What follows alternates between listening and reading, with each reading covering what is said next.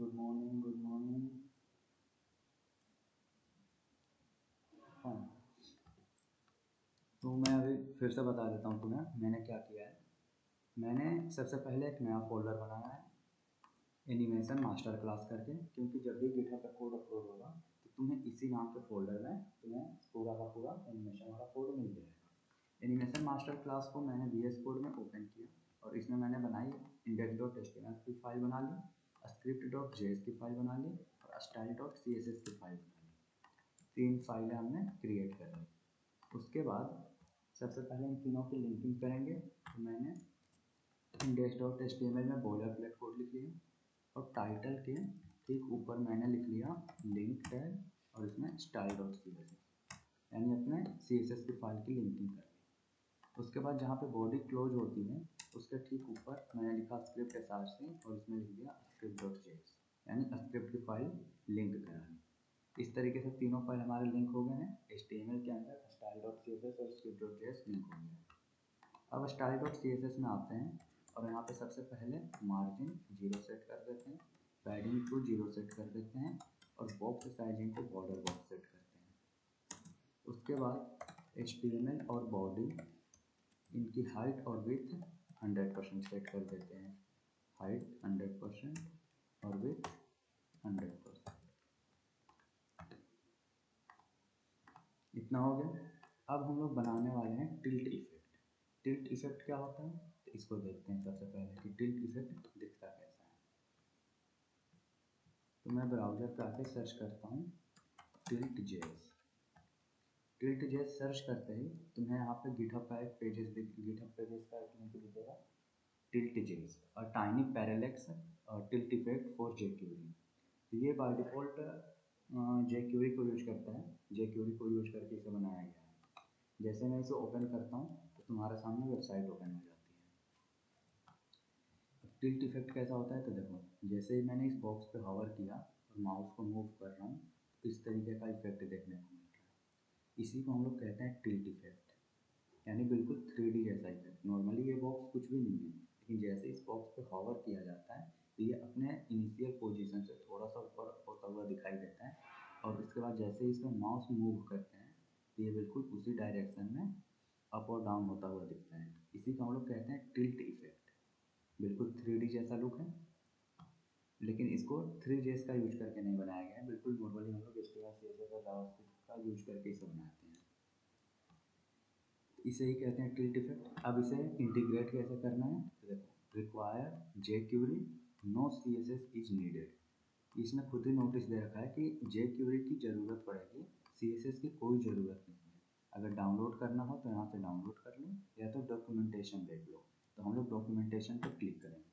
Documentation पे click करते ही GitHub का पेज ओपन हो जाएगा जहाँ पे इसका सारा कोड रखा हुआ है। देखो, इस तरीके से सारा कोड पब्लिकली रखा हुआ है। अब हमें इस कोड में सबसे नीचे आ जाना है, बिल्कुल सबसे नीचे यहाँ पे। तो यहाँ पे तुम्हें दिखेगा CDN, यहाँ पे लिखा हुआ है CDN, लिखा है CDN लिखा है। अब हमें इसमें से जो पहला वाला ये लिंक है, ये फर्स्ट वाला लिंक, इसको कॉपी कर लेना है। इस पहले वाले लिंक को मैंने कॉपी कर लिया। कॉपी करने के बाद अपने कोड में आना है, VS कोड में, और जहाँ पे हमारी स्क्रिप्ट फाइल लगी है इसके ठीक ऊपर हमें स्क्रिप्ट src लिखना है और इस src के अंदर यहाँ पे लिंक पेस्ट कर देना है, बस। तो इस तरीके से टिल्ट जेएस की CDN लिंक होगी।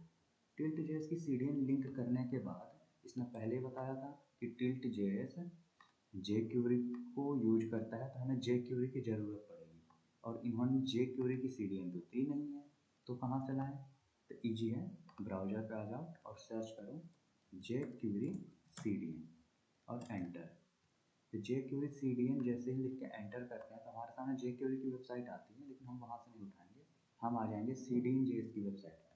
कभी भी CDN अगर लेना हो तो या तो CDN.js की वेबसाइट से लो या फिर एक और वेबसाइट है वहाँ से ले सकते हो। मोस्टली 2 जगह से CDN ज़्यादातर यूज किया जाता है, ये JS डिलीवरी, तो यहाँ से ले सकते हो।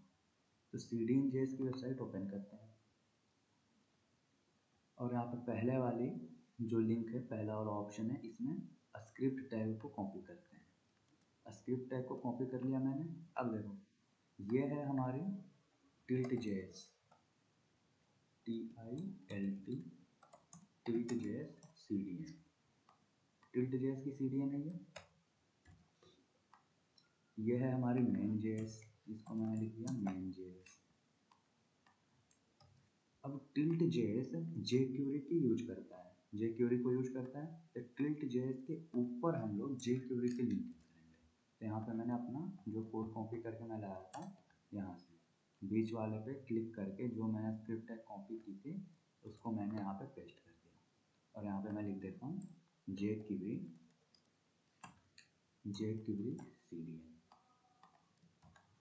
तो फॉर्मेट बिल्कुल यही रखना है। अगर लिंक्स ऊपर नीचे करोगे तो फिर टिल्ट जेएस काम नहीं करेगा। क्या रखना है फॉर्मेट? सबसे ऊपर jQuery की CDN रखनी है, उसके बाद टिल्ट जेएस की CDN रखनी है और उसके बाद तुम चाहो तो अपना जावास्क्रिप्ट रख सकते हो। तो ये इसका फॉर्मेट होने वाला है रखने का। इतना हो गया। अब हम सबसे पहले अब आते हैं इसके डॉक्यूमेंटेशन पे कि अब क्या करना है। ये सारे लिंकिंग हमने कर दिए। लिंकिंग करने के बाद अब हम एक डिव बना लेते हैं। मैंने एक डिव बनाया और उसको क्लास दे दिया box1। एक और मैंने बनाया और इसको क्लास दे दिया box2। दो हमने बॉक्स बना लिए हैं। बॉडी के अंदर दो बॉक्स हमने बनाए हैं। style.css में आता हूँ, मैंने लिखा डॉट box1 के लिए हाइट होगी 300 पिक्सल, विड्थ होगा 300 पिक्सल और बैकग्राउंड कलर टील और इसको बॉर्डर रेडियस दे देते हैं 20 पिक्सल का। सेम चीज़ें होगी box2 के लिए भी हमारे, बस उसका बैकग्राउंड कलर मैं रखूँगा चॉकलेट। तो इस तरीके से अगर हम इस पेज को रन करते हैं तो अभी हमें दो बॉक्स दिखना शुरू हो जाएंगे। तो इस तरीके से हमें दो बॉक्स दिख रहे हैं। ये अच्छे से दिखाई दें इसलिए मैं बॉडी के साथ थोड़ा सा काम करूँगा। मैंने बॉडी को लिख दिया यहाँ पे डॉट ओनली बॉडी टैग को सिलेक्ट किया और लिख दिया तुम पैडिंग ले लो 50 पिक्सल का और तुम रहो डिस्प्ले फ्लैक्स और अपने बीच में गैप रखना 50 पिक्सल। इस तरीके से दोनों बॉक्स हमारे दिखने लगे। अभी इस पर हवर करने पे कुछ नहीं हो रहा है। मैंने बताया कि अभी हमने टिल्ट जेएस को इंटीग्रेट कर लिया है लेकिन अभी अपने डिव वगैरह पे अप्लाई नहीं किया है।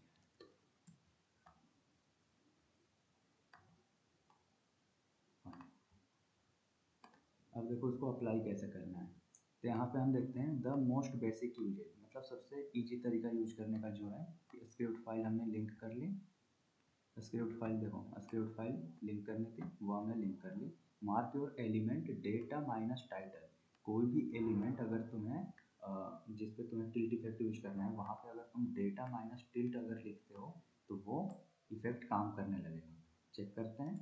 मैं आता हूँ अपने कोड में और बॉक्स के अब देखो डेटा माइनस टिल्ट यहाँ पे टैग का नाम, टैग के नाम के बाद डायरेक्ट लिखा गया है तो इसको हम लोग कहते हैं एट्रीब्यूट। इसको हम लोग कहते हैं एट्रीब्यूट्स। जैसे कि कोई भी टैग है, अगर इसी कोड की मैं बात करता हूँ तो इसमें देखो डिव, ये तो टैग का नाम हो गया। उसके बाद ये लिखा है क्लास, तो क्लास एक एट्रीब्यूट है। वैसे ही हम लोग लिखते हैं आईडी, आईडी भी एक एट्रीब्यूट है। तो हमें एट्रीब्यूट में क्या लिखना है डेटा माइनस टिल्ट। चेक करते हैं डेटा माइनस टिल्ट मैंने लिखा डिव पे box1 पे। चेक करते हैं क्या box1 चल रहा है। तो देखो box1 मूव होने लगा, मतलब हमारा टिल्ट इफेक्ट काम कर रहा है। तो सबसे इजी वे है टिल्ट को यूज करने का कि सबसे पहले jQuery की CDN इंटीग्रेट करनी है, फिर टिल्ट जेएस की CDN इंटीग्रेट करनी है। उसके बाद जिस बॉक्स पे तुम्हें टिल्ट जेएस का इफेक्ट लगाना है उसमें बस लिखना है data minus tilt. Data minus tilt लिखते ही ये इफेक्ट अप्लाई हो जाता है। क्लियर है यहाँ तक? अब हम लोग चलते हैं इसके आगे कि ये तो मोस्ट बेसिक यूज है। उसके बाद दूसरा ऑप्शन होता है ये पैरेलैक्स इफेक्ट, मतलब एक बॉक्स के ऊपर एक और बॉक्स दिख रहा है और बिल्कुल सही इफेक्ट्स में। देखा, इसको कैसे बनाएंगे, इसको हम लोग सबसे लास्ट में बनाएंगे। उसके पहले और नीचे आओ, ग्लेयर इफेक्ट। ग्लेयर इफेक्ट में क्या होता है कि देखो, नीचे की तरफ माउस जैसे ही आता है तो बॉक्स पे ना वाइट शैडो ज़्यादा आती है और ऊपर की तरफ जाने पे डार्क, इस साइड में वाइट आ रहा है और इस साइड में हल्का डार्क, ये है ग्लेयर इफेक्ट। तो इसको कैसे लगाते हैं, तो इसने बताया है ग्लेयर इफेक्ट लगाने के लिए setting this option will enable a glare effect, you can tweak the glare value. अब एक और तरीका है, या तो हम लोग डेटा माइनस टिल्ट लिख के अप्लाई कर सकते हैं, या दूसरा तरीका है कि हम उसे सेलेक्ट कर लें जे क्यूरी के थ्रू, इस तरीके से।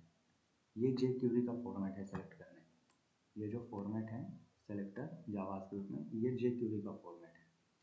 जे क्यूरी में क्या क्या फॉर्मेट होते हैं एक बार मैं बता देता हूँ। पहले की क्लास में हमने देखा था कि जावास्क्रिप्ट में जो सेलेक्टर्स होते हैं वैसे ही जे क्यूरी में भी कुछ सेलेक्टर्स हैं। तो जे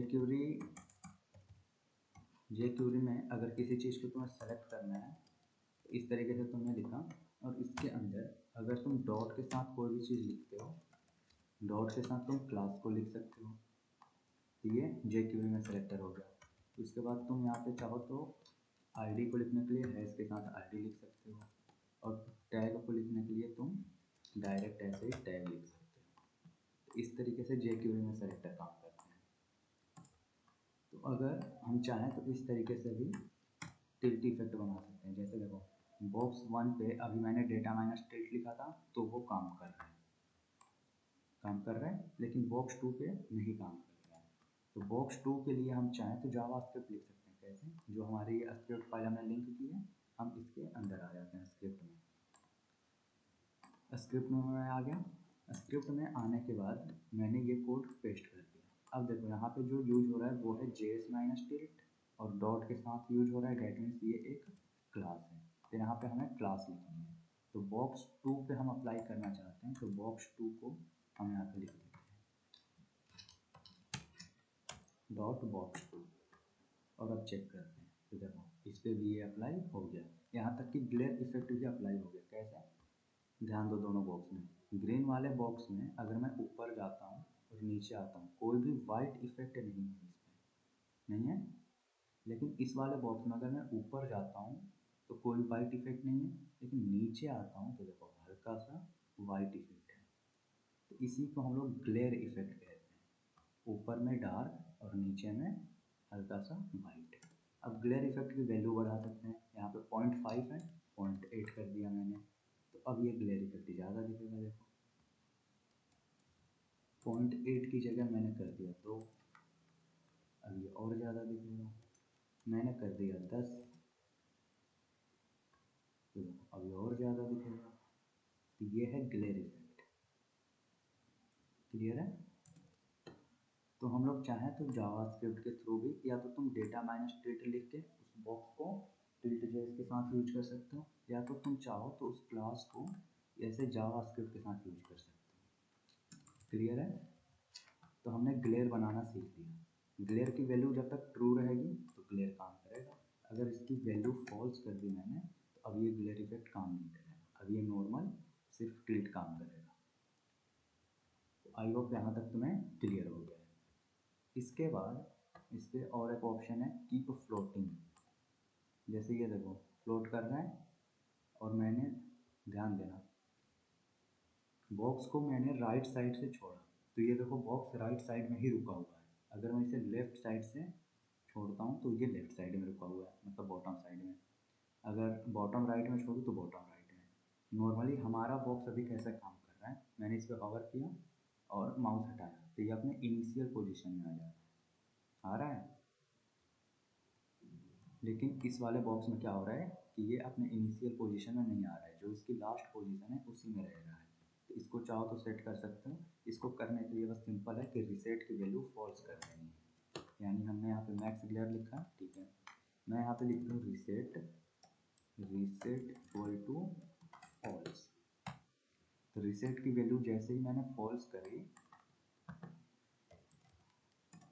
तो अब देखो, अब हम लोग जिधर से माउस को ले जाके हटाएंगे वो उधर ही रहेगा। लेकिन ग्रीन वाले में हमने सेट नहीं किया है तो ग्रीन वाला अपने इनिशियल पोजीशन में आ जाएगा।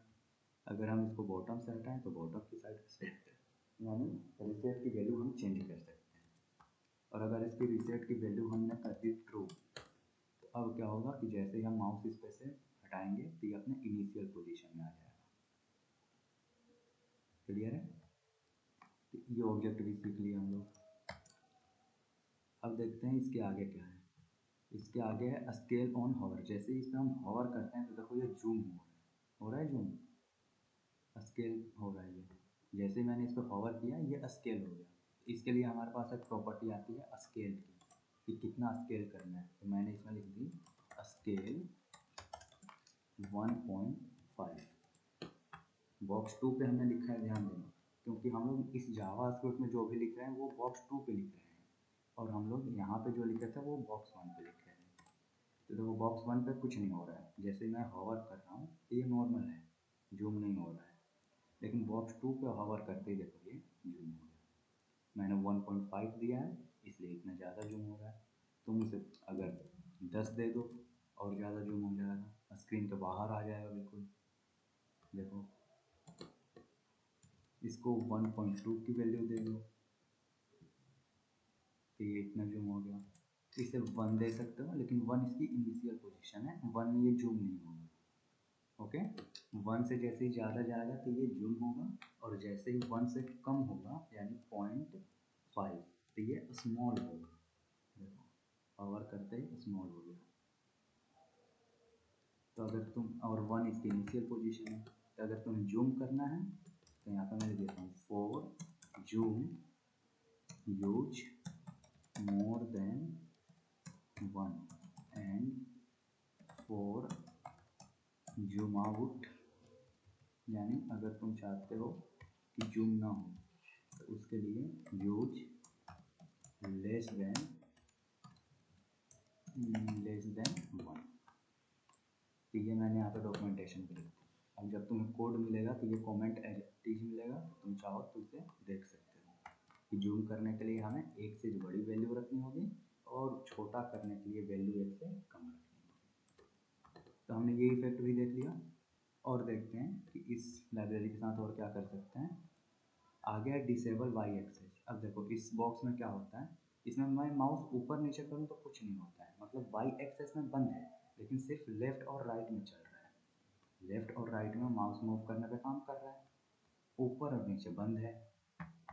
वैसे ही इसके नीचे वाले बॉक्स में देखो ऊपर और नीचे चल रहा है, लेफ्ट और राइट में बंद है। इसको करने के लिए क्या होता है, एक वैल्यू है एक्सेस। एक्सेस में जो वैल्यू दोगे वो चलेगी। तो जैसे मैं यहाँ पे लिख दूँ, अगर मैंने यहाँ पे कॉमा लगाया एक्सेस वाई, मैंने वाई को एक्सेस दे दी। तो वाई को जैसे ही मैंने एक्सेस दी, अब हमारा जो बॉक्स 2 है वो वाई के एक्सेस में काम नहीं करेगा। वेट, आई थिंक गलत लिखा है मैंने। Full object access colon X और access colon X access colon Y, सही लिखा है? क्या दिक्कत आ रही है पता नहीं, ये एक्सेस वाली वैल्यू चल नहीं रही है। चेक करते हैं क्या दिक्कत है डॉक्यूमेंटेशन में। Setting this option will disable the Y axis to the element axis colon X, और वाई के लिए axis colon Y. Axis colon Y लिख दिया, नहीं चल रहा है। आई होप इसे स्ट्रिंग में पास करना हो, इसे स्ट्रिंग के साथ पास करना है, इस वजह से नहीं चल रहा था। तो अब देखो मैंने जैसे इसमें y भेजा, यानी y को आई थिंक हमने बंद, y को हमने ऑन कर दिया है और x को बंद कर दिया है। अगर तुम एक्सेस की वैल्यू कुछ नहीं देते हो तो वो x में भी चलता है और y में भी चलता है। लेकिन अगर किसी एक की वैल्यू दे दी तुमने तो अब सिर्फ ये उसी के साथ काम करेगा। जैसे मैंने लिख दिया एक्सेस y, तो ये y में काम करेगा। y का मतलब हुआ ऊपर और नीचे, इसमें ये काम करेगा y एक्सेस में, लेकिन x एक्सेस में काम नहीं करेगा। देखो x एक्सेस में कोई टिल्ट नहीं होगा, जबकि हमारा ये वाला बॉक्स x में भी टिल्ट होता है और y में भी। क्लियर है? और यही अगर y की वैल्यू हम अगर x कर देते हैं तो अब ये x में काम करेगा, लेफ्ट और राइट में काम करेगा, लेकिन ऊपर नीचे में काम नहीं करेगा ये। तो आई होप तुम ये समझ गए कि एक्सेस की वैल्यू कैसे काम करती है। बाय डिफ़ॉल्ट एक्सेस की वैल्यू दोनों होती है, यानी दोनों ही चलती है, और अगर तुम कोई सिंगल वैल्यू देना चाहते हो तो वो भी दे सकते हो। तो हमने डिसेबल एक्स और वाई देख लिया। उसके बाद है डिस्ट्रॉय मोड, वही जिस साइड पे जाएगा उस साइड पे वो रुका रहेगा। डिस्ट्रॉय मोड के साथ हम लोग अलग अलग फंक्शन वगैरह यूज कर सकते हैं चाहे तो। अब देखो जैसे ही ये मूव करता है ना, और अगर तुम इसके मूव के साथ कोई और काम कराना चाहते हो तो तुम्हें एक्स और वाई एक्सेस की वैल्यू भी मिल जाती है, अपने अकॉर्डिंग तुम और भी चीज़ें कर सकते हो, बट उसकी नीड नहीं है हमें। इस तरीके से जे स्टेट को यूज किया जाता है। मैंने बताया है कि पहले जे क्यू से सेलेक्ट किया जाता है, फिर हम यहाँ पे ऑब्जेक्ट्स पास कर सकते हैं, ऑब्जेक्ट्स के फॉर्मेट में अपने की और वैल्यू को पास कर सकते हैं, जो अभी तक हम लोग कर रहे थे। या फिर तुम चाहो तो यहाँ पे डेटा, टिल्ट और ऑप्शन और नेम और उसकी वैल्यू लिख सकते हो। इस तरीके से सिंगल लाइन में भी कर सकते हो, बट मैं नहीं कहूँगा कि सिंगल लाइन में यूज करना। बेस्ट ऑप्शन ये है कि तुम इस तरीके से सेलेक्ट करके इसे यूज करो। तो हमने इसके सारी प्रॉपर्टी रीड कर ली, सारी चीज़ें हमने समझ ली। बस एक चीज़ बच रही है और वो है ये इफेक्ट बनाना, पैरेलैक्स इफेक्ट। पैरेलैक्स इफेक्ट कैसे बनेगा इसमें देखो, जब हम इस वेबसाइट पर पहली बार आते हैं तो यहाँ पर भी जो इफेक्ट है वो पैरेलैक्स इफेक्ट के साथ ही है। इसमें ग्लेयर और पैरेलैक्स दोनों लगे हुए हैं। ध्यान से अगर तुम देखोगे तो जैसे ही मैं इस बॉक्स पे हवर करता हूँ तो पहले ये जूम होता है, हल्का सा जूम हुआ, जूम होते ही ऊपर की साइड पे डार्क है, नीचे की साइड पे हल्की सी वाइट होती है, यानी ग्लेयर इफेक्ट भी लगी है। और हॉवर करते ही टिल्ट जेड जो लिखा हुआ टेक्स्ट है, ये ऐसा लगता है कि बॉक्स के ऊपर है, बिल्कुल लग रहा है, यानी इसमें पैरेलैक्स इफेक्ट भी लगा हुआ है। तो ये जो बॉक्स बनाया गया है ये सारे इफेक्ट को मिला के बनाया गया है। तो अब हम लोग ये देख लेते हैं कि हम लोग कैसे पैरेलैक्स इफेक्ट को यूज कर सकते हैं। पैरेलैक्स इफेक्ट बनाने के लिए सबसे पहले मैंने एक डिव बनाया और इसको class they the box 3। Box 3 के अंदर एक मैंने h3 लिख दिया और लिख दिया gx। फाइनल है। CSS में गए और CSS में मैंने बॉक्स 3 के लिए कुछ चीज़ें लिखी, कॉपी पेस्ट मार दिया मैंने, तुम लोग नहीं कर पाए। कलर बस बदल दिया, कलर इस बार रखते हैं टोमेटो। अब जैसे ही हम आते हैं वेब पेज पे तो देखो हमारा ये बॉक्स दिख रहा है, बहुत अच्छा दिख रहा है, सुंदर सा बॉक्स है हमारे पास, जीटेक्स ऊपर लिखा हुआ दिख रहा है। अब मैं यहाँ पे सेलेक्ट करता हूँ कि बॉक्स 3 के अंदर जो h3 है इसकी सबसे पहले फॉन्ट फैमिली बदल दो, नहीं पसंद है हमें, तो हमने इसको 0 दे दिया। फॉन्ट फैमिली के बाद अब मैंने इसको कहा कि फॉन्ट साइज बदल दो, फॉन्ट साइज कर दो 50 पिक्सल। सो इतनी फॉन्ट साइज हो गई। कलर सही नहीं लग रहा है तो मैंने कह दिया कलर कर दो वाइट स्मोक या that's good but I will try it. देखो CSS में बहुत सारे कलर्स हैं, चॉकलेट, टमाटर, गेहूँ, सब चेकआउट करो कभी से कलर को। बिस्किट रख लेते हैं, बिस्किट भी नहीं सही लग रहा है, और कोई कलर चेक करते हैं। चॉकलेट तो रख चुका हूँ, क्रिम्सन कलर है, सियान कलर है, डार्क ऑरेंज है, डार्क चॉकलेट नहीं है इसमें। देखो गोल्ड कलर भी है हमारे पास, गोल्ड भी बेकार लग रहा है। चलो हम इसमें रख देते हैं ये कोरल, कोरल तो दिख नहीं है, crimson, black is the best colour. Fine, black हमने रख दिया। अब इस टेक्स्ट को सेंटर में करते हैं। सेंटर में करने के लिए इसको बना दिया मैंने डिस्प्ले फ्लेक्स, कह दिया लाइन आइटम सेंटर कर लेना और जस्टिफाई कंटेंट सेंटर कर लेना, तो हमारा टेक्स्ट बिल्कुल सेंटर में आ गया। तुम चाहो तो स्केल से नाप सकते हो। अब हमें ये इफेक्ट बनाने के लिए क्या करना है, ये कह रहा है कि अगर तुम्हें ये इफेक्ट बनाना है तो सबसे पहले ट्रांसफॉर्म स्टाइल प्रिजर्व 3D कर दो, और ये अपने टिल्ट एलिमेंट पे करना है। ओके, टिल्ट एलिमेंट हमारा कौन सा है, बॉक्स 3। तो इसमें हमने एक CSS लिख दी, क्या, transform style transform style preserve 3D। ये एक लाइन लिखनी जरूरी है। दिस इज इम्पोर्टेंट इम्पोर्टेंट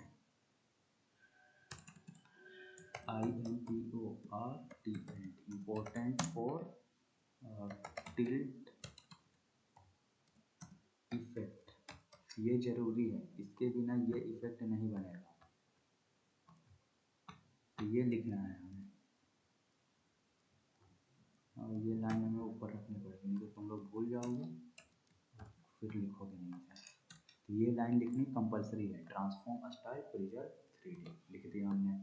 फिर कह रहा है कि add a transform translate Z20 pixel to your inner element. इसका कहना है कि देखो, जो पेरेंट था उस पर तो तुमने लिख दिया ट्रांसफॉर्म स्टाइल प्रिजर्व 3D, और जो इसके अंदर का टेक्स्ट है उसके लिए तुम्हें लिखना है ये ट्रांसफॉर्म। तो हम इसके अंदर वाले के लिए लिख देते हैं आगे style.css में, और उसके अंदर का एलिमेंट ये रहा, इस पर लिख दिया ट्रांसफॉर्म ट्रांसलेट Z 20 पिक्सल। बस इतना ही लिखना था और कुछ नहीं लिखना है। लेकिन अभी भी काम नहीं करेगा। देखो नहीं काम कर रहा है, क्यों? क्योंकि हमने बॉक्स को टिल्ट बनाया ही नहीं है। और बॉक्स को टिल्ट कैसे बनाया जाता है? या तो हम ये डेटा माइनस टिल्ट लिख दें, या तो फिर हम लोग जावास्क्रिप्ट का यूज कर लें। यानी मैं जावास्क्रिप्ट का यूज करूँगा। इन सबको कॉपी करके पेस्ट नहीं करते हैं। मैंने लिखा डॉलर और सेलेक्ट कर लिया बॉक्स 3 को, सेलेक्ट कर लिया डॉट टिल्ट। टिल्ट ऑब्जेक्ट लेगा और हम इसमें कौन सी वैल्यू दें। अब देखो ये काम करने लगा, इतना ही से काम करने लगता है। तुम्हें ये लिखने की भी जरूरत नहीं, बस जैसे ही तुम टिल्ट लिखोगे ना तो भी ये काम करने लगेगा। टिल्ट इफेक्ट तुम्हारा बन गया है, वर्किंग है। जीटेक ऊपर लिखा हुआ दिख रहा है हल्का सा। तुम्हें अगर ये और ज़्यादा लिखा हुआ दिखाई दे तो उसके लिए 20 की जगह तुम 50 कर दो। तो देखो ये लग रहा है कि और ज़्यादा बाहर आ गया है। तुम्हें अपने हाथ में बिल्कुल चाहिए तो 100 लिख दो, बिल्कुल हाथ में आ जाएगा। दिख रहा है? तो 100 में लिखते हैं, 80 लिख देते हैं। ऐसा इफेक्ट हमारा बन गया है। अब हम चाहते हैं इसके साथ ग्लेयर इफेक्ट भी यूज कर लें, स्केल भी करें बॉक्स। तो उसके लिए यहाँ पे आ जाओ और ऑब्जेक्ट बना दो। और ग्लेयर इफेक्ट के लिए क्या लिखते हैं? Glare true. यहाँ पे लिख दो ग्लेयर ट्रू। बस ये बन गया तुम्हारा ग्लेयर इफेक्ट। एकदम ईजी है। अब तुम चाहते हो ग्लेयर की वैल्यू भी सेट कर पाए, इसके लिए लिख दो ग्लेयर की वैल्यू कितनी रखनी है। मैंने कह दी 5 रख दो, तो इसने ग्लेयर की वैल्यू 5 रख दी। मैंने कह दी नहीं 2 रखो, इसने ग्लेयर की वैल्यू 2 रख दी। हो गया। अब तुम चाहते हो कि रिसेट वाली वैल्यू भी चेंज कर पाओ, मतलब जहाँ से हम माउस वो करें, एग्जिट करें, रिसेट की वैल्यू कर दो फॉल्स। तो देखो बॉक्स ऐसे ही रहेगा। तो बिल्कुल टेढ़ा सा बॉक्स हो गया हमारा, इस तरीके से। सही है। फिलहाल ये वाली नहीं रखते हैं, ये एनिमेशन बिगाड़ देता है, ज़्यादा सही नहीं दिखता है। उसके बाद तुम अगर चाहते हो कि हम स्केल भी करें तो देखो स्केल करा लो। स्केल करा लो तुम 1.5, कुछ ज़्यादा ही हो गया ना। 1.1 करा लो, ये सही है। तो देखो और करते ही हल्का सा ये स्केल होता है। तो तुम चाहो तो इसे हटा भी सकते हो। इस तरीके से हम लोग मल्टीपल वैल्यू और की पास करके अपने अकॉर्डिंग अपना टिल्ट बना सकते हैं। तो टिल्ट जेएस में जितनी भी चीज़ें हो सकती थी वो सब हमने देख ली, कोई भी चीज़ें बाकी नहीं है। क्लियर है? अब इसका यूज करके तुम अपने वेबसाइट में 3D इफेक्ट जैसी चीज़ें बना सकते हो। आई होप तुम्हें ये चीज़ें समझ में आ गई होगी कि टिल्ट जेएस कैसे यूज की जाती है, टिल्ट जेएस इंटीग्रेट कैसे की जाती है। एक बार फिर से मैं शॉर्ट में समझा देता हूँ। टिल्ट जेएस 3D एलिमेंट्स इस तरीके से बनाने के लिए यूज किए जाते हैं, 3D इफेक्ट। इसके लिए सबसे पहले हमें करना क्या है कि घबराना नहीं है, गूगल पे आ जाना है और लिखना है टिल्ट जेएस। पहली वेबसाइट दिख जाएगी गिटहब की, इस पर क्लिक कर देना है। तो हम लोग आ जाएंगे टिल्ट.js की ऑफिशियल वेबसाइट में। ऑफिशियल वेबसाइट में इसने पहले ही कह दिया कि देखो CSS की कोई ज़रूरत नहीं है, तो बिल्कुल नहीं डरना है, CSS हम लोग लिखेंगे नहीं। और उसके बाद यहाँ पे लिखा है डॉक्यूमेंटेशन। देखो डॉक्यूमेंटेशन, डॉक्यूमेंटेशन पे क्लिक करना है और ये तुम्हें लेके आ जाएगा गिटहब पे। और गिटहब पे सबसे नीचे आओगे तो तुम्हें यहाँ पे मिल जाएगी 2 CDN। ये है पहली CDN, ये है दूसरी CDN। मैं ज़्यादातर पहली CDN लगाना यूज करता हूँ, क्योंकि दूसरे तक क्यों जाना जब पहला काम करता है। तो पहले को कॉपी कर लेना है यहाँ से। कॉपी करने के बाद अपने कोड में आ जाना है। तो कोड में क्या करना है कि तुम्हें यहाँ पे लिखना है इस तरीके से, जैसे मैं इसे हटा दूँगा, फिर कॉमेंट कर दूँगा। तुम्हें लिखना है स्क्रिप्ट src और इस src में उस लिंक को पेस्ट कर देना है। तो ये हो गई तुम्हारी लिंक। ये लिंक हुई अभी तुम्हारी टिल्ट.js, लेकिन टिल्ट.js jQuery यूज करना है। इसने खुद ही बता रखा है कि अगर तुम्हें मेरे साथ काम करना है तो तुम्हारे पास jQuery होना चाहिए। देखो रिक्वायर jQuery, लेकिन CSS की कोई ज़रूरत नहीं है, बस तुम हमें jQuery दे दो। jQuery के लिए क्या करेंगे, jQuery के लिए गूगल पे आएंगे और लिखेंगे jQuery CDN। इस तरीके से jQuery CDN, jQuery CDN लिखते ही इस वाली वेबसाइट पे आना है CDN.js की। jQuery की वेबसाइट में मत चले जाना, आना है CDN.js की वेबसाइट पे। इसे ओपन करना। CDN.js की वेबसाइट में जो पहली लिंक दिख रही है, इसमें तुम्हें 3 तरीके के ऑप्शन मिलते हैं यहाँ पे, copy URL, copy script tag और कॉपी SRI हैश। हमें कॉपी स्क्रिप्ट टैग पे क्लिक करना है। स्क्रिप्ट टैग पे क्लिक करते ही ये बिल्कुल स्क्रिप्ट कॉपी कर देगा, जैसे ये वाला इसने करके दिया था, मैंने हटा दी। और तुम्हें जहाँ पे तुमने अपना टिल्ट.js लगाया है उसके ऊपर लगाना है, यानी पेस्ट कर देना है बस। तो हो गया। अब देखो यहाँ पे jQuery की लिंकिंग हो गई, टिल्ट.js की लिंकिंग हो गई, हमारी मेन जावास्क्रिप्ट की लिंकिंग हो गई। ध्यान रखना है कि फॉर्मेट यही रहेगा, jQuery सबसे ऊपर रहेगी, jQuery के बाद हमारा टिल्ट.js रहेगा और उसके बाद हमारी खुद की जावास्क्रिप्ट रहेगी। इस तरीके से jQuery, टिल्ट.js, अपनी जावास्क्रिप्ट। उसके बाद अब किसी भी बॉक्स को अगर टिल्ट बनाना है, तुम चाहते हो कि नहीं, तुम जावास्क्रिप्ट बिल्कुल नहीं लिखोगे, जितना मैंने बताया उतना भी तुम नहीं लिखना चाहते हो, तो जहाँ पे तुमने बॉक्स बनाया है उस बॉक्स में बस डेटा माइनस टिल्ट लिख दो, तो भी वो तुम्हारा बन जाएगा टिल्ट इफेक्ट। अगर तुम चाहते हो कि नहीं, तुमने टिल्ट बना तो लिया लेकिन बहुत सारी कस्टमाइजेशन करना चाहते हो उसमें अपने अकॉर्डिंग, तो उसके लिए क्या करना है, एक क्लास दे दो बॉक्स को। उस बॉक्स की क्लास को जावास्क्रिप्ट में सेलेक्ट कर लो jQuery से और लिख दो टिल्ट। टिल्ट लिखने के बाद अब तुम इसमें ऑब्जेक्ट्स पास कर सकते हो, ऑब्जेक्ट्स के फॉर्मेट में डेटा और वैल्यू पास कर सकते हो। और उस डेटा में ग्लेयर ट्रू कर दिया मैंने तो ग्लेयर इफेक्ट आ जाएगा। ग्लेयर की वैल्यू मैं सेट कर सकता हूँ, रिसेट करना है कि नहीं वो सेट कर सकता हूँ, कितना जूम करना है वो सेट कर सकता हूँ। और अगर तुम चाहते हो कि तुम थोड़ा सा 3D पैरेलैक्स इफेक्ट बनाना चाहते हो, यानी बॉक्स के अंदर वाले एलिमेंट पे भी थोड़ा सा इफेक्ट डालना चाहते हो, तो उसके लिए बस 2 लाइन की CSS लिखनी होती है। वो भी लिखनी नहीं होती है, कॉपी पेस्ट करना होता है, उन्होंने बता रखा है। इन्होंने पहले कहा था CSS नहीं लिखनी है, तो इन्होंने दे दिया कि कॉपी पेस्ट कर दो, यहाँ से कॉपी कर लेना है। और पहले जैसे बॉक्स 3 है हमारा, तो बॉक्स 3 पे पेस्ट कर देना है पहला वाला, पेस्ट कर दिया हमने। और ये दूसरा वाला कॉपी करना है और दूसरा वाला पेस्ट करना है दूसरे वाले में, पेस्ट कर दी, बस हो गया। पैरेलैक्स इफेक्ट भी हमारा बन गया। इस तरीके से हमारे क्या कहते हैं, टिल्ट इफेक्ट काम करते हैं, बिल्कुल पैरेलैक्स। तो होवर करते ही बिना 3JS के तुम्हारे एलिमेंट टिल्ट होते हैं। तो ये क्लास समझ में आई होगी, आई होप एक टिल्ट.js तो तुम्हें समझ में आ रहा होगा, टिल्ट.js में कोई भी दिक्कत नहीं होगी। अब चलते हैं इसके आगे। तो हमने आज एक चीज़ सीख ली कि टिल्ट.js कैसा होता है। तो इसके लिए मैं इस index.html का नाम ना चेंज करके टिल्ट.js रख दूँ, या फिर ऐसा करते हैं, मैं यहाँ पे एक नया फोल्डर बना देता हूँ टिल्ट.js, ताकि जब तुम्हें गिटहब पे कोड मिले ना तो इसी नाम से मिले, तुम कंफ्यूज ना हो। मैंने लिख दिया टिल्ट TILT टिल्ट.js। यानी इस क्लास में हमने टिल्ट जेएस सीखी है और इन सबको कॉपी किया और टिल्ट जेएस के अंदर पेस्ट कर दिया। तो जैसे ही ये कोड गिटहब पे अपलोड होगा तो तुम्हें ये फोल्डर मिल जाएगा टिल्ट जेएस का, जिसमें टिल्ट जेएस के सारे कोड मिल जाएंगे। फाइन, देखो यहाँ पे भी आ गया। अब हम इसे खाली कर देते हैं, हमारा HTML CSS खाली कर देते हैं बिल्कुल, इसकी कोई ज़रूरत नहीं है। हमने टिल्ट जेएस बनाना सीख लिया। अब हम सीखते हैं कुछ हॉवर इफेक्ट्स, कुछ क्या बटन पे हॉवर इफेक्ट्स मोस्टली। क्यों ज़रूरत है? क्योंकि जब भी हम लोग हॉवर इफेक्ट बनाने जाते हैं ना, हमें काफ़ी टाइम लग जाता है और अच्छे से हॉवर इफेक्ट फिर भी नहीं बन पाता है।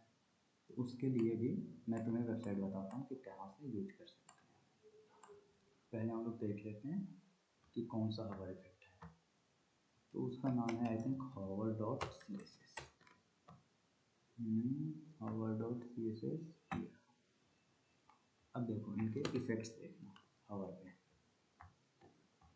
ये है 2D ट्रांजिशंस, ग्रो यानी हॉवर करते ही ग्रो होगा, श्रिंक, पल्स, ये सब तो बनाने आते हैं, सबको बनाने आते हैं। Pulse grow, pulse shrink, bouncing, bounce out. Hover करते ही ये ऊपर आता है, ये नीचे, rotate, grow rotate, float, sink, ये तो सबको बनाने आता है, इसमें कोई बड़ी चीज़ है नहीं। तो फिर क्यों ये यूज करना है? यूज हमें 2D में नहीं करना है, हमें यूज करना है 3D में या बैकग्राउंड ट्रांजिशंस के लिए। कैसे? ये देखो, हॉवर किया, फेड हो गया, ये भी तुम कर लोगे, ये भी कर लोगे, ये भी कर लोगे, ये नहीं कर पाओगे जल्दी। इसके लिए फिर लगती है आफ्टर बिफोर की क्लासेस। तो इसलिए हम लोग इसको यूज करना सीखेंगे। हॉवर किया, स्वीप टू राइट इस तरीके से, स्वीप टू लेफ्ट इस तरीके से, स्वीप बॉटम जैसे शटर खुल रहा हो बंद हो रहा हो, स्वीप टॉप, बाउंस राइट। ये सारे जो इफेक्ट्स हैं ना, इसे CSS में बनाने में टाइम लगेंगे। बाकी तो तुम बना लोगे, लेकिन ये सारे इफेक्ट्स बनाने में काफ़ी टाइम लगेंगे। तो इसलिए हम लोग यूज करेंगे इसे। इतना ही नहीं, अभी और देखो, अब हमें आइकन्स के साथ अगर काम करना है तो मतलब हॉवर किया, ये तो बना लोगे, ये भी बन जाएगा, नहीं ये नहीं बन पाएगा जल्दी, इसलिए हमें यूज करना है इसे। ज़्यादातर वेबसाइट्स पे जब भी डाउनलोड वाला बटन होता है, तुम्हें भी पता है कि हॉवर करते ही ये वाला इफेक्ट मोस्टली देखने को मिलता है कि हाँ कर ही लो डाउनलोड। इस तरीके के इफेक्ट्स यहाँ पे है। ये देखो आइकन ड्रॉप, लग रहा है कि हाँ बिल्कुल ड्रॉप ही हो रहा है। Icon shrink, icon pulse, grow, इस तरीके से। और ये तो सिंगल सिंगल इन्होंने दिया है ना, तुम चाहो तो बॉक्स पे तुमने ये डाल दी या फिर ये बाउंस टू टॉप डाल दी और आइकन में ये डाल दी, यानी दोनों मिला के भी तुम चाहो तो यूज कर सकते हो, कोई इशू ही नहीं। फिर है बॉर्डर ट्रांजिशन हमारे पास। बॉर्डर ट्रांजिशन मोस्टली यूज होते हैं न्यू बार्स में। कैसे? ये सब तो बना लोगे, कोई बड़ी चीज़ नहीं है, ये वाली बड़ी चीज़ है। हॉवर करके ripple out, ripple in, outline, outline in, underline from right. ये ज़्यादातर न्यू बार को देखने को मिलता है। हॉवर किया तो न्यू बार पे ये इफेक्ट आ गया, ये तो बन जाएगा, इसमें कोई बड़ी चीज़ नहीं है, लेकिन इसमें है थोड़ी। तो ये सारे इफेक्ट्स हैं और ये सारे हमें बनाने नहीं हैं, हमें बस एक क्लास लिखनी होती है। हम एक क्लास लिखेंगे, ये सारे इफेक्ट्स मिल जाएंगे। कुछ साइडों पे भी इफेक्ट्स हैं, मिनिमम से काफ़ी। ये ग्लो वाला तो हर कोई बनाता है, लेकिन ये फ्लोट साइडो ये थोड़ा सा अच्छा है। उसके बाद है स्पीच बाउंस, ये ज़्यादातर यूज होते हैं इसमें, जब हम लोग बनाते हैं टूल टिप, तो टूल टिप में इस तरीके के इफेक्ट्स यूज हो सकते हैं। फिर एक कर्ल, ये पेज वाला है, कर्ल इफेक्ट, यानी कभी कॉपी जैसी वेबसाइट अगर बनानी हो या कोई बुक वगैरह की वेबसाइट बना रहे हो तो तुम ये इफेक्ट डाल सकते हो कि जैसे ही वो पेज पे हॉवर करें ऐसा इफेक्ट आए, ऐसे लगे कि हाँ अब अगले पेज पे आ जाओ। ये तब इसको यूज कैसे करना है, वेबसाइट को हमें विजिट करेंगे, यूज कैसे करना है ये भी देख लेते हैं। तो फिर से आ गया मैं VS कोड में। VS कोड में देखो टिल्ट वाली चीज़ें मैंने टिल्ट में डाल दी है, वो एज इट इज चलेंगी, कोई इशू नहीं है। पुराना वाला फाइल मैंने बिल्कुल खाली कर दिया है, कुछ नहीं लिखा है इसमें। index.html में बोलर प्लेट कोड लिख लिया मैंने और अपने लिंक को कॉपी कर लिया, तो स्टाइल को लिंक कर दिया। जावास्क्रिप्ट की नीड है नहीं इसमें, तो हम लोग जावास्क्रिप्ट को नहीं लिंक करते हैं, ऐसे ही रहने देते हैं।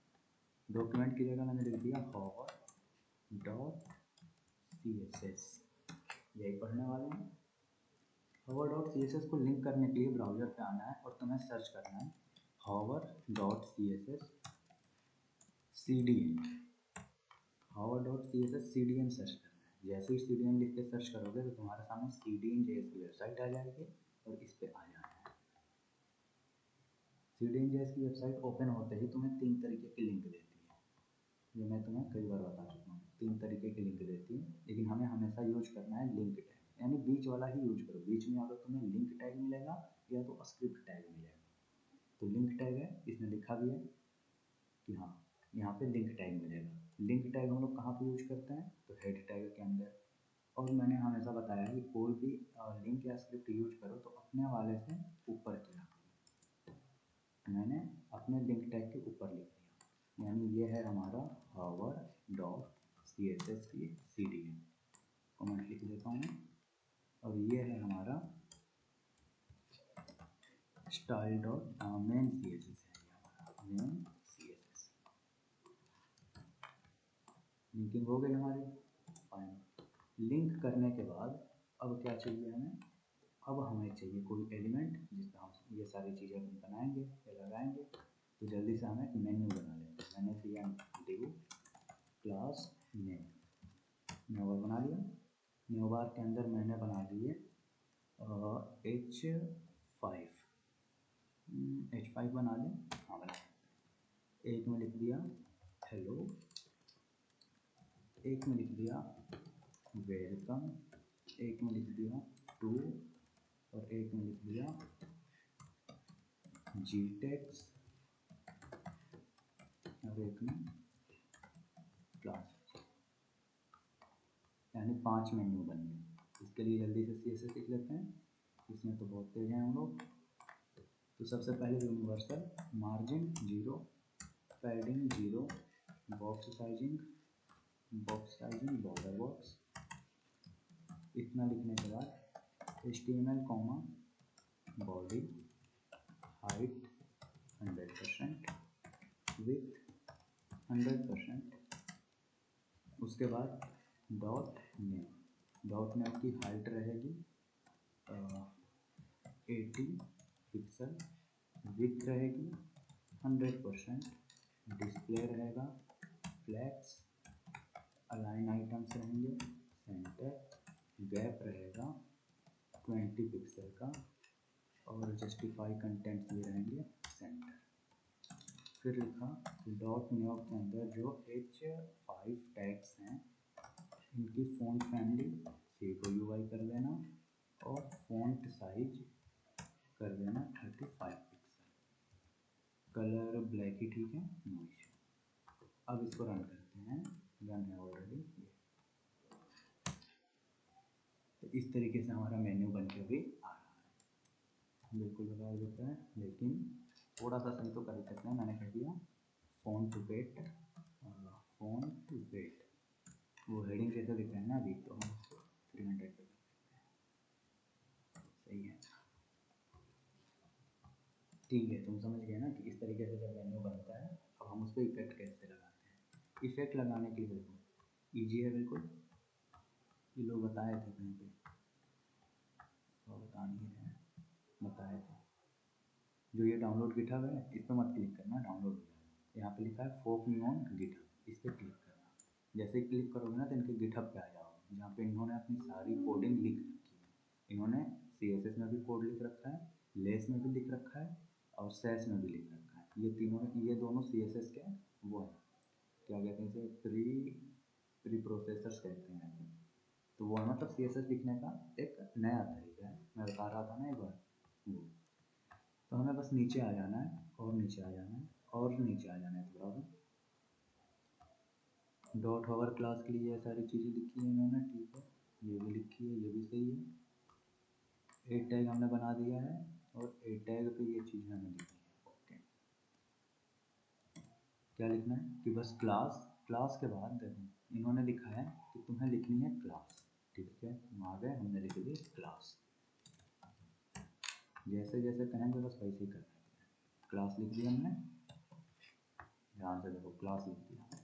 क्लास लिखने के बाद लिखना है H B R minus grow, तो ये ग्रो होने लगेगा, लिख दिया मैंने H B R minus grow. Check कर लेते हैं ये लोग सच कह रहे हैं कि झूठ कह रहे हैं। ग्रो तो कर रहा है, सही कह रहे हैं। तो इनकी क्लासेस काम कैसे करती हैं, जो इनकी वेबसाइट पे ये सारी चीज़ें लिखी हैं ना, grow string pulse, pulse grow, pulse string, push pop, ये सारी क्लासेस हैं इनकी, ये पूरी की पूरी ये क्लासेस के नाम हैं। और इन क्लासेस को यूज करने के लिए तुम्हें उसके पहले बस एच बी आर लगाना होता है। जैसे एच बी आर ग्रो लिखा तो ग्रो वाली क्लास अप्लाई हो गई। बाउंस इन में तो दो वर्ड है, इसमें कैसे लिखेंगे, क्लास के बीच तो स्पेस दे नहीं सकते, तो बाउंस इन लिखने के लिए तुम्हें क्या करना है, क्लास लिखा H B R minus bounce minus E, मतलब ये डैश लगाना है, जहाँ भी स्पेस आएगा वहाँ पे तुम्हें ये डैश लगा देना है। तो डैश लगाने से क्या होगा कि वो चीज़ें सेपरेट नहीं होगी, वो सिंगल क्लास हो जाएगी। तो इस तरीके से इनकी क्लास काम करती है। अब देखो बाउंसिंग पे जो इफेक्ट हमने डाला कर रहा है काम, वही इफेक्ट इनके पे भी है, बाउंसिंग पे सेम इफेक्ट हमारे पास भी। ये नौबार में ही नहीं, तुम चाहो तो ये किसी बॉक्स वगैरह पे भी लगा सकते हो ये सारी क्लासेस।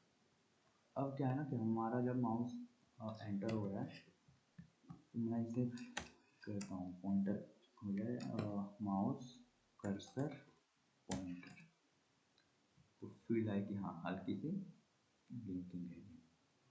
इनके बीच में गैप्स मैं बढ़ा कर देता हूँ, मैं कर देता हूँ गैप 80 पिक्सल का, ठीक है। अब देखो यहाँ पे हमने ग्रो वाला इफेक्ट डाला था, ग्रो हो रहा है, हमने यहाँ पे डाला था बाउंसिंग, बाउंसिंग हो रहा है। ऐसे ही 2D तो हमने देख लिया, 2D में तुम कोई भी यूज कर सकते हो ये सारे के सारे।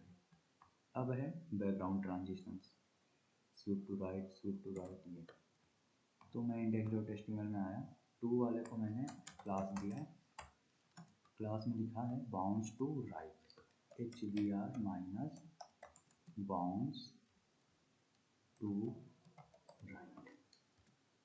चेक करते हैं, हवर करते ही ये कलर आ रहा है। टेक्स्ट इसमें छोटा है इस वजह से उतना ही आ पा रहा है, जी टेक्स्ट वाले में ये काफ़ी बड़ा है। हमने सेम क्लास अप्लाई कर दी जी टेक्स्ट पे, बस थोड़ा सा इसमें हम चेंज करेंगे, राइट की जगह हम यूज कर लेते हैं बॉटम, बाउंस टू बॉटम। तो बाउंस टू बॉटम जैसे यूज करा, आ रहा है परफेक्ट। इस तरीके से ये क्लास काम करती है। इसमें समस्या ये है कि हम इसका कलर कैसे चेंज करेंगे, सबसे बड़ी दिक्कत तो यही है क्योंकि कलर तो इन्होंने बाय डिफॉल्ट रखे रखा है।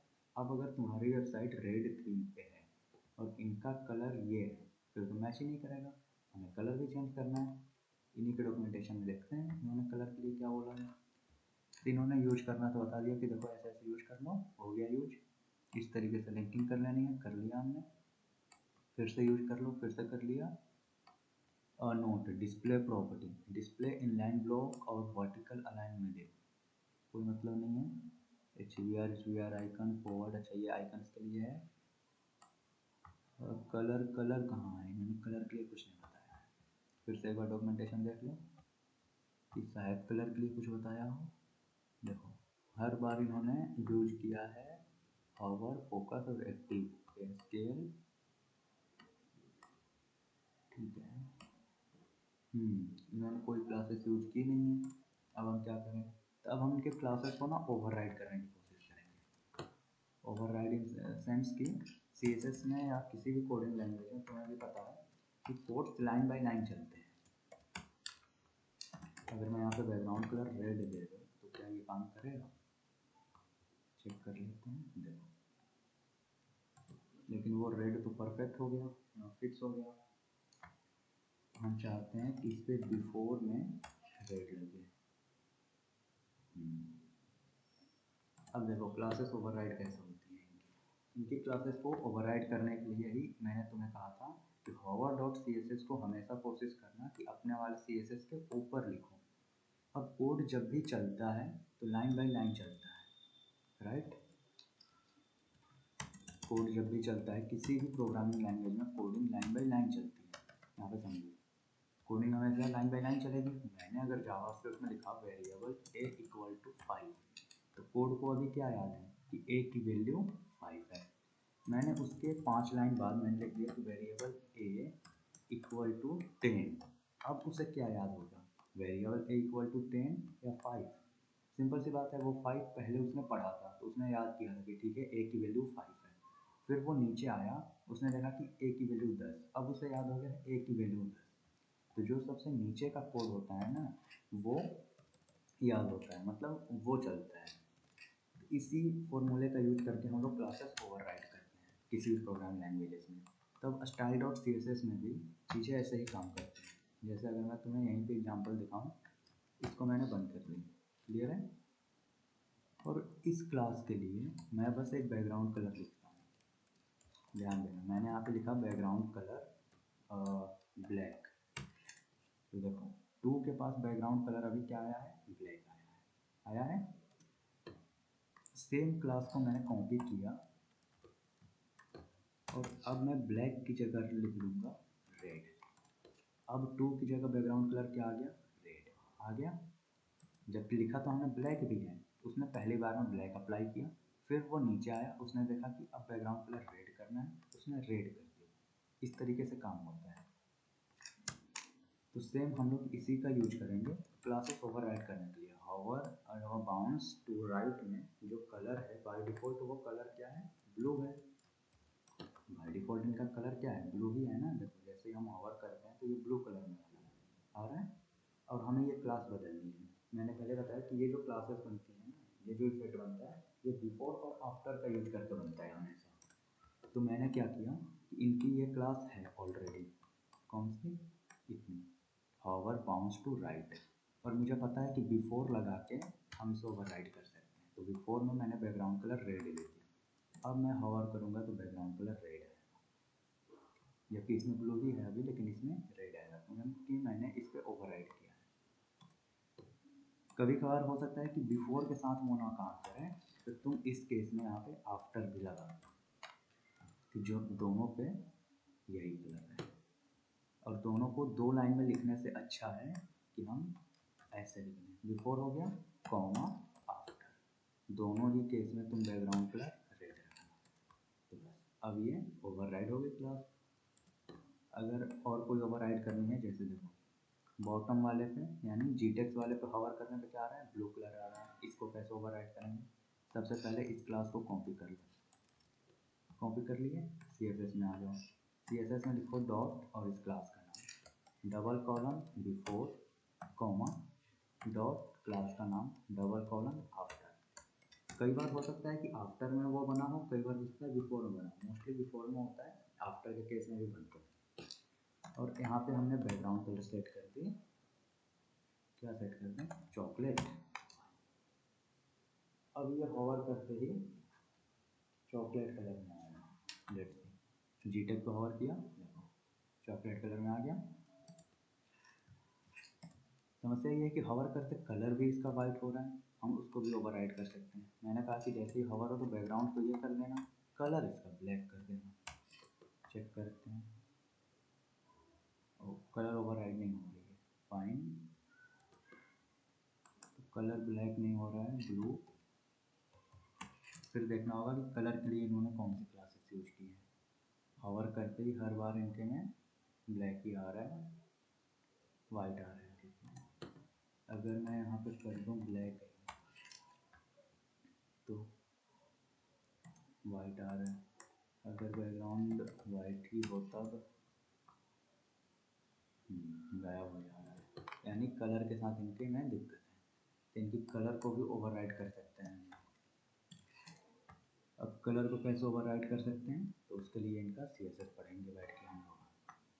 सी एस एस फाइल के अंदर एक और फाइल होगी, hover.cs min.css। min.css समझ में नहीं आएगा ज़्यादा, hover.css निकालते हैं। इस क्लास के अंदर हमें फाइंड आउट करना है ये, देखो दूसरे को कोड को कैसे पढ़ा जाता है। ये रहा बॉटम।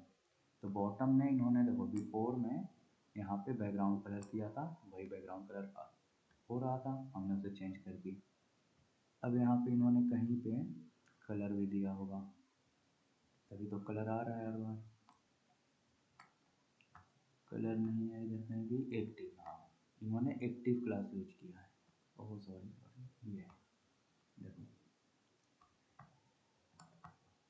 आ जाओ सबसे नीचे, यहाँ पे देखो इन्होंने यूज जो किया है वो है एक्टिव क्लास। यहाँ इन्होंने कहा है कि जब भी बॉटम पे हॉवर हो या फोकस हो या एक्टिव हो तो कलर वाइट कर देना, यानी हमें ये चीज़ चाहिए होगी, हॉवर, फोकस और एक्टिव।